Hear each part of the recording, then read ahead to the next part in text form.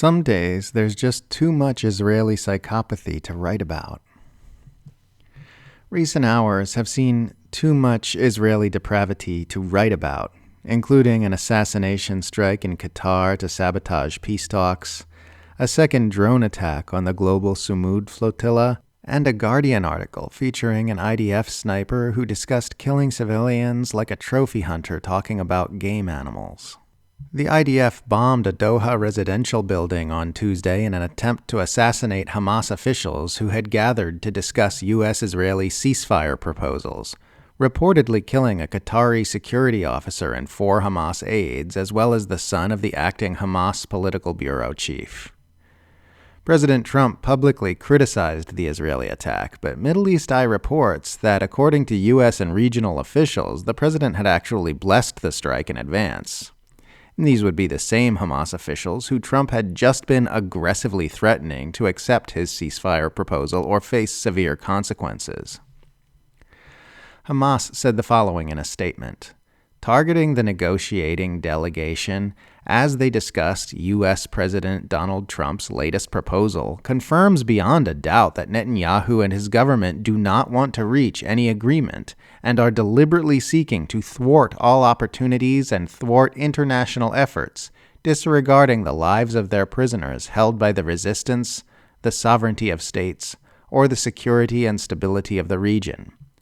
We hold the U.S. administration jointly responsible with the occupation for this crime, due to its ongoing support for the aggression and crimes of the occupation against our people." End quote.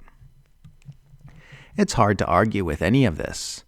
Clearly, nobody who's calling the shots in Washington and Tel Aviv has any interest in actually ending this genocide, which should surprise no one, since people who are committing genocide aren't typically interested in negotiating ceasefire talks with their victims. People really need to stop taking seriously the idea that Israel has any intention of ever agreeing to a ceasefire. They've made it clear that they're not going to stop until they've kicked all the Palestinians out of Gaza and annexed it. And the Trump administration has made it clear they're going to support this agenda. It's time to start believing them. The Global Sumud Flotilla reports that there has been another drone attack on another activist ship bringing aid to Gaza, with video footage clearly showing something incendiary hitting the boat from above and starting a fire. The day before, the boat that had been carrying Greta Thunberg and other activists was struck in the same way. A video was released showing something on fire being dropped on the boat from above. Another showed an activist reacting to seeing a drone drop the incendiary object and saying later that he clearly saw a drone. Another video picked up whirring sounds immediately prior to the fire. Yesterday, my social media notifications were ablaze with hosperists trying to claim the first attack was an internal mechanical failure or a cigarette fire, and then when the subsequent video footage emerged, they shifted to trying to claim it showed a misfired flare from the boat's own occupants. The evidence is overwhelming that the Sumud Flotilla is being attacked by drones, but we can expect the usual spinmeisters to keep pretending to believe obvious lies about it. These activists are truly risking their lives with their efforts to break the Israeli siege. Their selflessness gives me hope for our species. A Guardian article titled "The Gaza Family Torn Apart by IDF Snipers from Chicago and Munich" is creating a lot of buzz today because of the incredibly psychopathic quotes it includes from a sniper from Chicago named Daniel Raab. A joint investigation by The Guardian, Arab Reporters for Investigative Journalism, and Paper Trail Media, Der Spiegel, and ZDF connected footage of unarmed civilians being murdered by Israeli snipers in Gaza with social media posts and recorded admissions from the perpetrators. Raab had been tricked by Palestinian journalists into confessing to his crimes in Hebrew under the false premise of anonymity, with footage of his admissions published online last year. An excerpt from the article. Daniel Raab shows no hesitation as he watches footage of 19-year-old Salem Dogmosh crumpling to the ground beside his brother in a street in northern Gaza. "That was my first elimination," he says. The video, shot by a drone, lasts just a few seconds. The Palestinian teenager appears to be unarmed when he is shot in the head. Raab, a former varsity basketball player from a Chicago suburb who became an Israeli sniper, concedes he knew that. He says he shot Salem simply because he tried to retrieve the body of his beloved older brother Muhammad.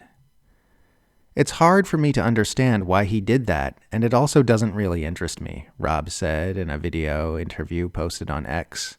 I mean, what was so important about that corpse? End quote. Here's another excerpt. They're thinking, oh, I don't think I'll get shot because I'm wearing civilian clothes and I am not carrying a weapon and all that. But they were wrong, said Rob, who majored in biology at the University of Illinois before joining the Israel Defense Forces. That's what you have snipers for. After Salem was shot, his father, Montasser, 51, rushed to the site and tried to collect his son's bodies for burial, but was also fatally injured by a sniper. End quote. If I had murdered people for trying to retrieve the bodies of their loved ones who I had also murdered, I'd definitely be asking myself a lot of questions, but what was so important about that corpse would definitely not be among them. Gaza has become a hunting ground, which is visited by psychopathic individuals who want to experience what it's like to kill human beings. And it's always open season. Those bloodthirsty monsters then re-enter our communities and walk among us without consequences. They get to go commit atrocities and then come back and resume their lives as though nothing happened, like going off to some kind of genocide summer camp. It's about the most horrific thing you can imagine. Israel poisons the entire world.